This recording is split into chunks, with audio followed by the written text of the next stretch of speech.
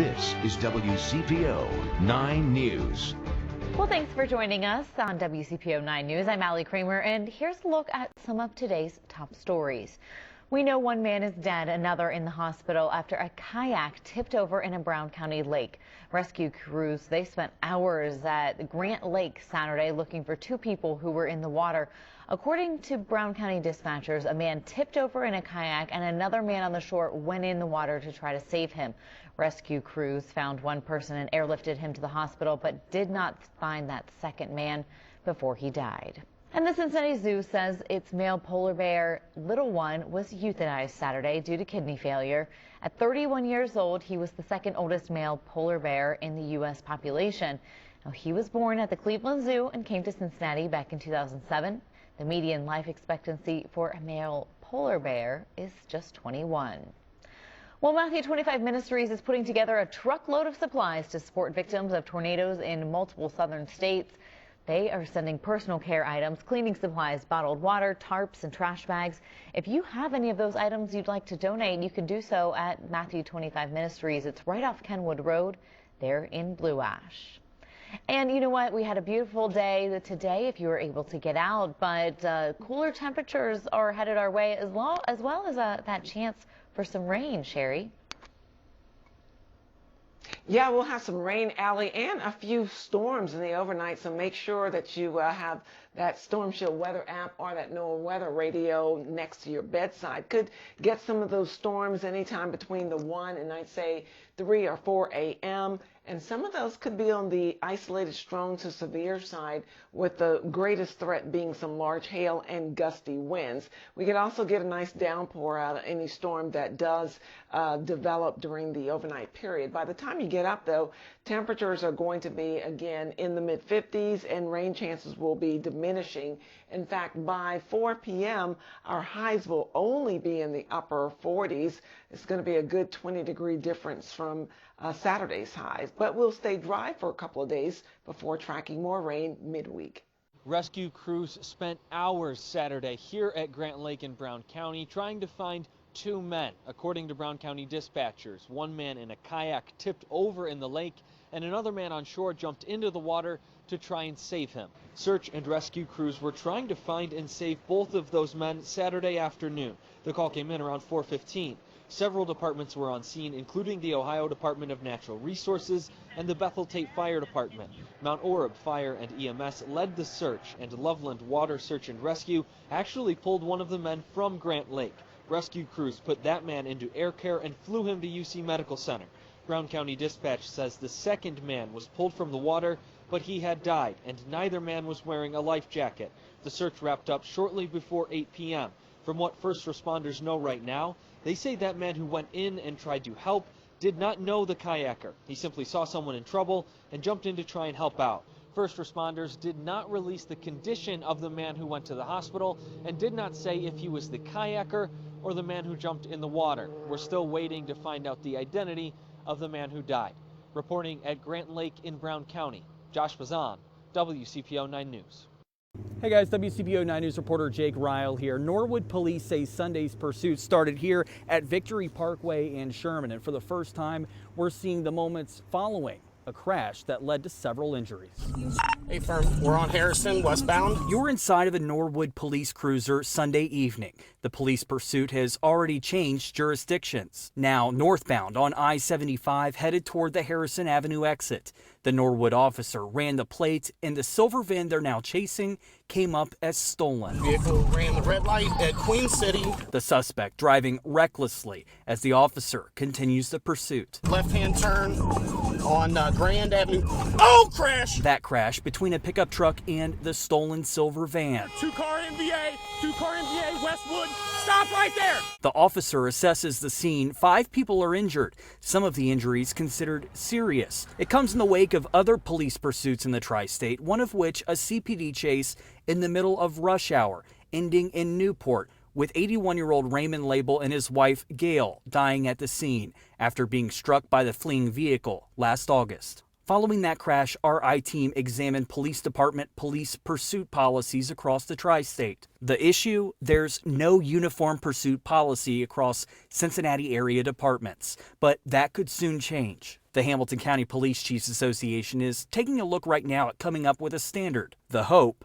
Arresting the suspects without the need for a high-speed pursuit, which could put civilian lives at risk. And if a pursuit is necessary, for each department to follow the same protocols and procedures. Jake Ryle, WCPO 9 News.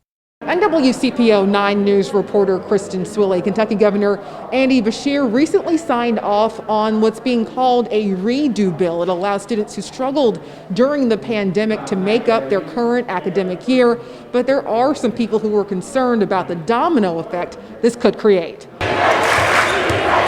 I think the intent of the bill is wonderful. A good idea in theory, many believe, but is it the best play for students throughout the Commonwealth? Mother and teacher Kathy Fessler is optimistic, but unsure. I don't know about the implementation. I see a lot of kinks that have to be worked out. Among them, adapting course selection currently based on a 4-year plan and budgetary concerns. What if everybody took you up on this and all of a sudden now you have another 20% more students? What is that going to do to the teachers in terms of the number of kids in their classroom and the overall budget? Local school boards will have access to federal funds and the power to approve or reject any request to retake or supplement this year's classes. Governor Beshear says this is a chance to reclaim lost experiences and settle the score, especially for senior student athletes. And while educators have done their best in these trying circumstances, the pandemic has deprived some students of priceless opportunities and memories. It could be a win-win for a lot of kids, but I think there's a lot of logistics and just things that have to be worked out to make it work for everybody. Kristen Swilley, WCPO 9 News. More than 20% of people in Ohio, Kentucky, and Indiana have gotten at least one dose of the COVID-19 vaccination. Meanwhile, as restrictions are relaxed and more folks are traveling, spring break may not be the cause of rising cases. Images of parties in Miami during a pandemic can seem alarming, but a Northern Kentucky University health expert says we can't overlook the true super spreaders. The first one is larger family gatherings that are taking place indoors. And the second are in places like restaurants and bars and places where you would go and you want to take off your mask so you can consume something, but perhaps the ventilation isn't good or you're not socially distanced or you're hanging out there for a few hours. CVG expects airport travel to increase by 50% over spring break and into the summer. Valerie Hardcastle says it's not so much the destination, but what you do when you get there. There's this impulse to just kind of throw caution to the wind, and maybe you've had one vaccine but not both, and just try to go back to normal living. And it's really dangerous to do that right now. You can safely go to the beach and just not be near crowds. States like Michigan are in the national spotlight for potentially hitting a fourth wave of COVID-19.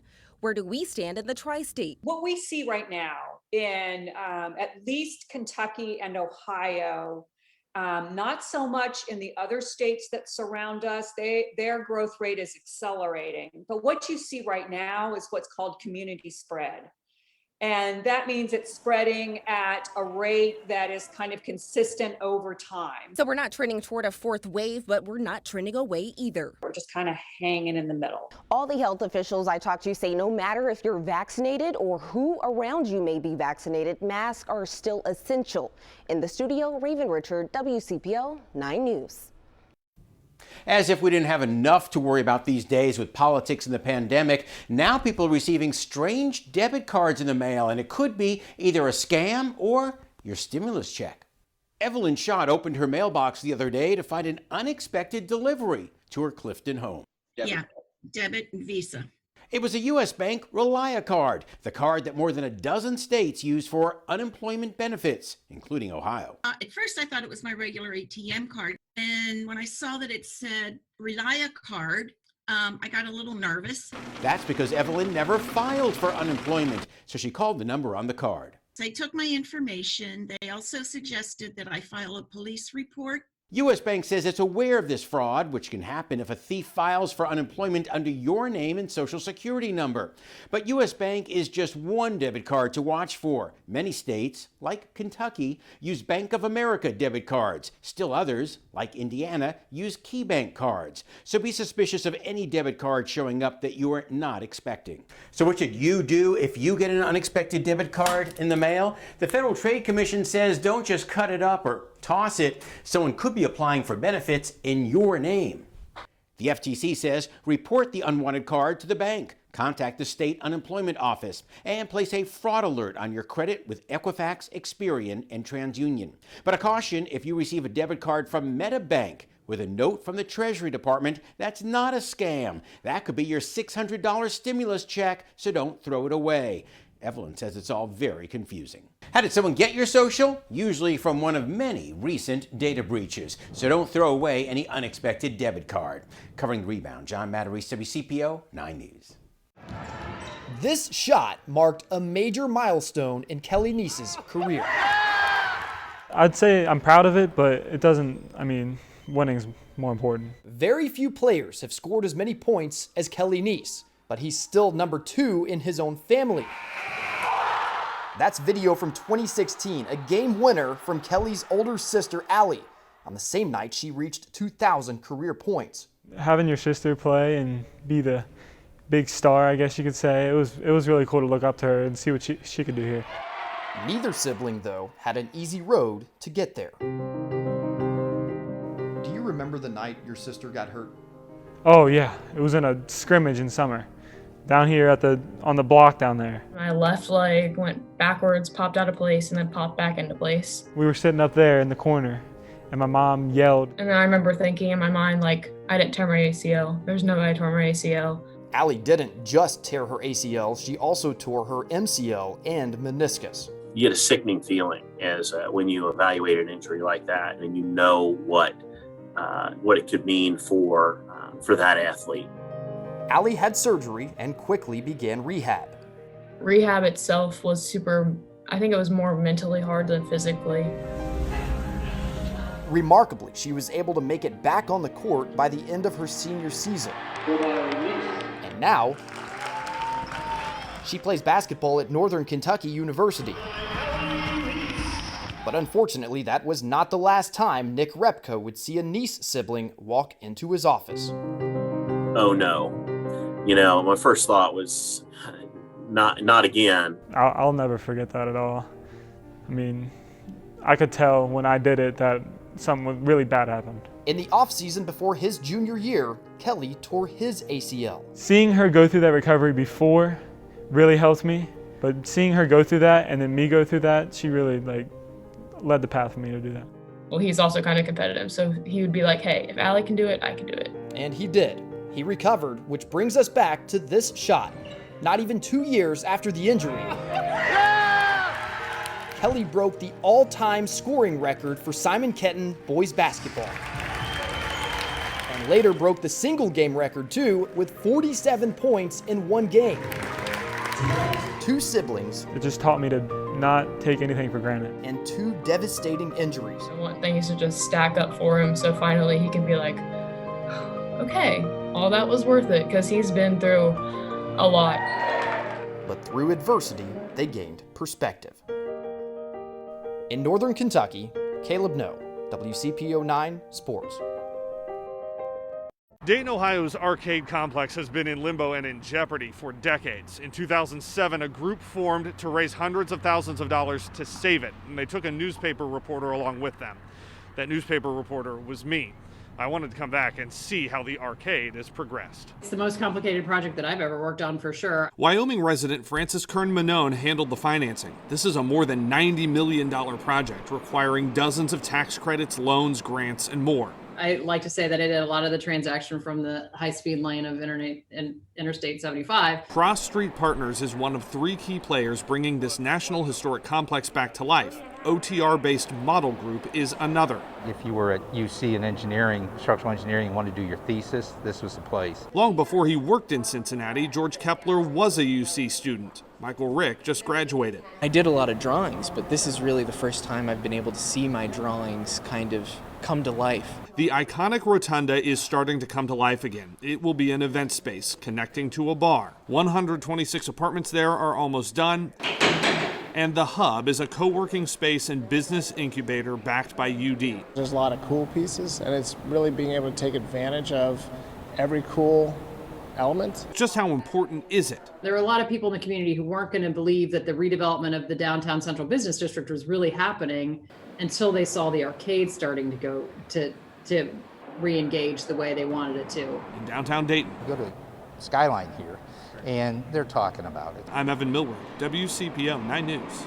We call this the most emotional building in Dayton, Ohio. It was the gem of the Gem City. Built between 1902 and 1904, it was downtown's retail and restaurant hub. I compare that to the Findlay Market in regards to it's the same thing as the farmer's market to start with, the same concepts. And look, everybody cherishes the Findlay Market in Cincinnati. It's the same thing here. It was almost a no-brainer then for OTR-based Model Group to be part of bringing it back. We really want to help Dayton turn things around. Despite being on the National Register of Historic Places since 1975, the arcade was once listed on eBay, looked at to be torn down for scrap. It hasn't been used since the holidays of the early 90s. It's probably in the top 2 of the toughest projects I've done in 43 years. Decades of decay have taken their toll. It was a nightmare. Nelson Stark Company plumbing superintendent Boyd Williams grew up in Trenton.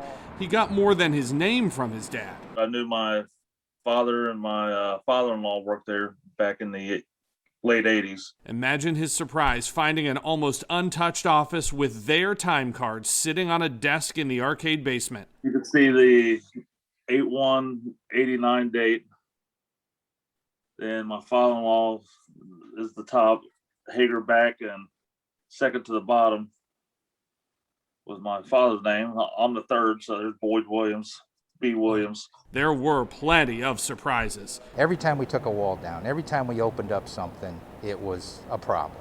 9 buildings, all different but connected. They managed to keep some terrazzo floors, some wood ones, and these details around the rotunda. Most of the space is now the Hub, a business incubator with UD and Sinclair students. 126 apartments are about to open. A bar is going in on the first floor. It is a mixed-use development. First floor vibrancy is key. It's not just the inside. They've had to restore several facades, too. They're still working on this one. The last time I was at the arcade was in 2007 as a newspaper reporter covering the effort to save it. This is what the North Arcade looks like today. It's in dire need of getting refurbished, but we're ready to attack that. This will become a kitchen incubator and fresh food market. Think Findlay Kitchen and OTR. Plus retail and a hotel or more apartments. This is one of the keystones to get revitalization downtown. Because it is one of a kind. At the end of the day, what's your value proposition? What makes Dayton different from Cincinnati, Cincinnati different from Northern Kentucky? A lot of it's that history. In downtown Dayton. And the history is like right behind us. I'm Evan Millward, WCPO 9 News. Hello, everyone. I'm 9 First Warning Meteorologist Sherry Hughes. We got into the low 70s today, and this evening we will have clear skies, but clouds will be building, and overnight we'll start to see some showers and also storms develop. We could even pick up an isolated strong to severe storm, as you can see a portion of the tri-state from Cincy southward and portions of southeast Indiana are under a marginal risk of maybe one of those storms or two becoming a little stronger with some gusty wind and also hail. Rain, though, likely won't move in until, I'd say, 1 or 2 a.m. It will be very quick moving across the tri-state, so by 8 or 9, getting up in the morning, it'll all be done. We'll be left, though, with some gusty winds out of the west, gusting upwards to about maybe 30 miles an hour. Cloudy conditions, but skies will begin to clear as we head into the evening. So here's a look at your forecast. We're going to be, again, in the mid-50s at 8 in the morning with maybe a few showers still around. Temperatures still sliding down, 52 at noon, 50 at 4 p.m., and we're at 46 by 8 p.m., but we're dry. I'm Josh Bazan. An Ohio woman is reuniting with a pet that has been missing for years and only recently turned up halfway across the country. We'll share her excitement and how the two were able to be brought back together. And one day he just didn't come back. Didn't come back. More than 5 years ago, Margaret Burcham lost her pet cat, Bernie. She says he was outside in her yard in Florence, but that's the last time she ever saw him. And I looked and I called the shelters, and finally just kind of accepted that he was never coming back. Bertram moved to the Dayton area around the time Bernie went missing. All this time, she went without any news or any hope until last month. Apparently, someone found Bernie in Central Texas, and they traced him back to me. A volunteer with that organization in Texas happened to be driving through Cincinnati on a family vacation, so she put Bernie in the back seat and made sure he got home safely. Oh, please let this be them. It's them, oh my God. Put this down. Here is Mr. Bernie with his mommy. Hi, buddy. Oh my gosh. A reunion 5 years in the making, but a reunion Bertram never expected to get. I can't believe it. Look at him. Hi, buddy. You're like, what's going on? There are still plenty of unanswered questions. How did you end up in Texas? That's what I want to know. We need to talk. But Bertram is thankful to have Bernie back in her arms. I didn't think I was ever going to see you again. And now here we are. I'm so glad. How often does something like this happen? Just amazing. And all the way in Texas. Someone found Bernie in Waco, Texas. He was clean and healthy, so volunteers assumed he had a local family. But the people who run the Heart of Texas Lost and Found Pets page found out he had a microchip and tracked it back to Bertram. But to be able to come visit my family and bring somebody along and give them the joy of having their animal back, it just makes the trip that much worth it. Nobody is exactly sure how Bernie ended up so far from home, but Bertram says that mystery is okay with her now that he's back where he belongs. In Winton Place, Josh Bazan, WCPO 9 News.